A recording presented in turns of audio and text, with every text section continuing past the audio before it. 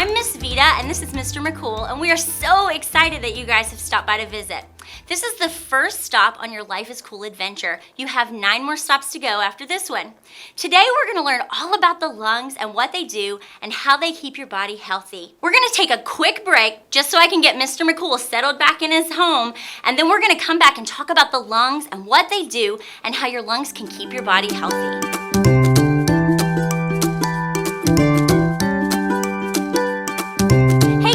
Now that we're back, we're gonna jump into talking about the lungs. The lungs are so cool, you guys. Everybody has 2 lungs. They're located up here in your chest. You have a left lung and a right lung. The job of the lungs is to bring oxygen into your body through inhalation, which is breathing in, and to push air out of your lungs through exhalation, or breathing out. Knock, knock. Hey, Hi, guys. Miss Vita. Hi, Mr. Cool. Hi, Blue. How are you today? I'm good. This is our friend Blue, you guys. She's a med student at Marshall University. I'm so excited that you stopped by today. Thank you for having me. Do you want to help me talk to the kids about lungs? Yes, I would love to. Let's get some gloves on and be extra safe, and we'll start learning about the lungs today. I think I have some extra goggles over there. What do you love most about the lungs? Oh, I love the lungs because they keep you going every single day. You breathe in and you breathe out, and they take the oxygen in, and that goes to every single organ in your body. Isn't that so cool? That's kind of amazing, but how do they do that? So, what happens is the air comes in through your mouth or your nose, and it all goes to the same place. It all ends up right here in your trachea.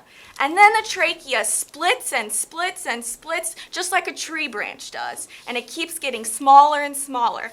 And then it ends up in these tiny little things called alveoli. And those are kind of like the leaves on a tree. And once the oxygen gets all the way to the alveoli, it meets blood. And that goes to every other organ in your body. That's kind of amazing. I didn't know that blood went into your lungs. Yes, isn't that crazy? So you breathe in air, and once it gets all the way to the little tiny alveoli, it goes straight into the blood. And after that, after all the oxygen gets to your organs, you breathe out, and you get rid of all the bad things like carbon dioxide. Well, so I see that there are like little notches in the lungs. What are these? Yeah, that's a really good question. Thank you for asking. So in your lungs, you have multiple lobes. There's a couple sections. So in a human, we have 3 lobes on the right side and 2 lobes on the left. Why do you think we would have less lobes on the left side? Is it because the left side is smaller? Well, the left side is smaller, and it's to make room for something very important. Ooh, I know. The heart? Yes. So in your body, your left lung is smaller than your right lung, and that's so that your heart can fit in, and there's plenty of room. So what we're going to do today is we're going to inflate these lungs just like you do every single day. Okay? Do you want to help me out? Yeah. Alrighty. So what we're going to do is we're going to put this tube in here just like this. And you can think of this just like your own throat and your nose and your mouth. And all the air is going to go straight into your lungs. And what I'm going to have you do is take this little syringe right here and fill up a little bit of air in there. Yep, just like that. So what did this do? So that's just sealing off this hole right here so that no air can escape and it can get all to the lungs. So now we're going to fill the lungs up with air just like you do. And in your body, something really cool happens. Your muscles help your lungs fill up with air. There's this giant muscle right at the bottom of your lungs called the diaphragm. And it's really cool because when you breathe in, it gets smaller. And that makes room for the lungs. And when you breathe out, it gets bigger and squeezes all the air out.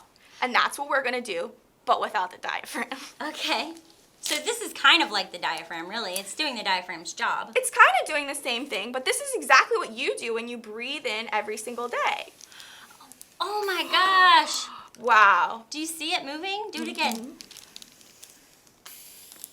Do you guys at home see the lungs moving up and down? And when you breathe in, it's called inhalation. And when you breathe out, it's called exhalation.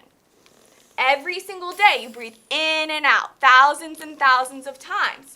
And every single time you do this, your body is taking oxygen to all the other parts of your body straight from your lungs.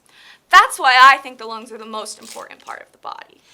That's kind of amazing. So like, does everybody keep the same like rhythm all the time or? When you're running or exercising, which is super great for your lungs go faster. And why do you think they would need to go faster? Because you need more oxygen? Yes, when you're running, your body needs more oxygen. And when you're exercising, your lungs have to work a little bit harder because they have to get oxygen to all of your body just a little bit faster. That's so cool. So now that our experiment's done, let's take our gloves and our glasses off so we can talk some more. Okay, sounds good. Okay. So we'll just leave these here. You can just leave your goggles right there.